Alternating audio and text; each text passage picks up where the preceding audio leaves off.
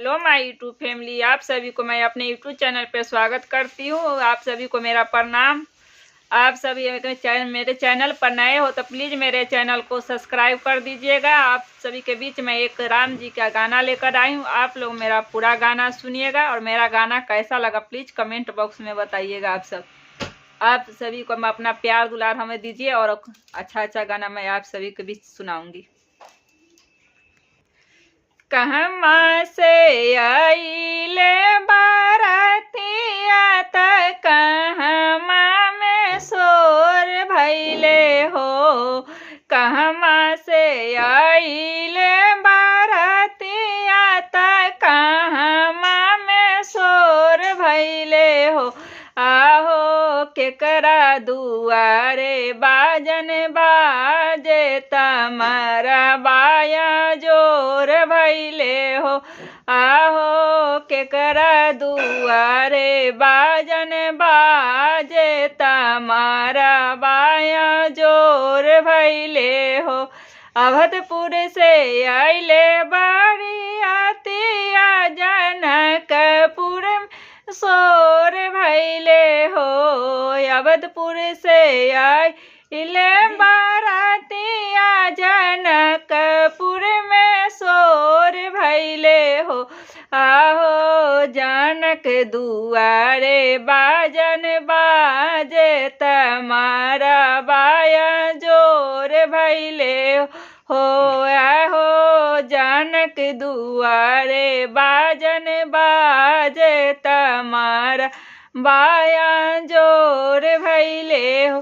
के जे पहुआ पखारला चौका बैठा अबेला हो।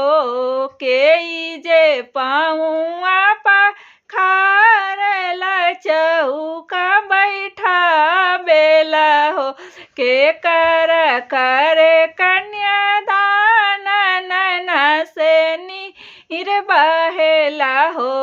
के कर कन्यादान नैना से नीर भरेला हो।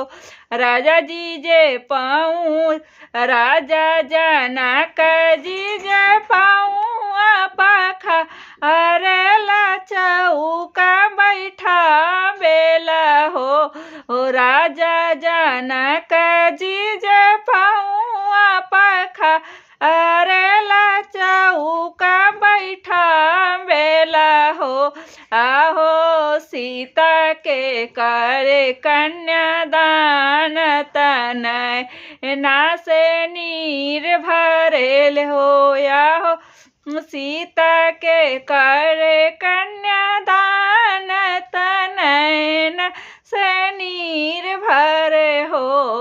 कहमा से आइले बारियातिया त कहमा में शोर भैले हो। कहमा से आइले बारियातिया त कहमा में शोर भैले हो।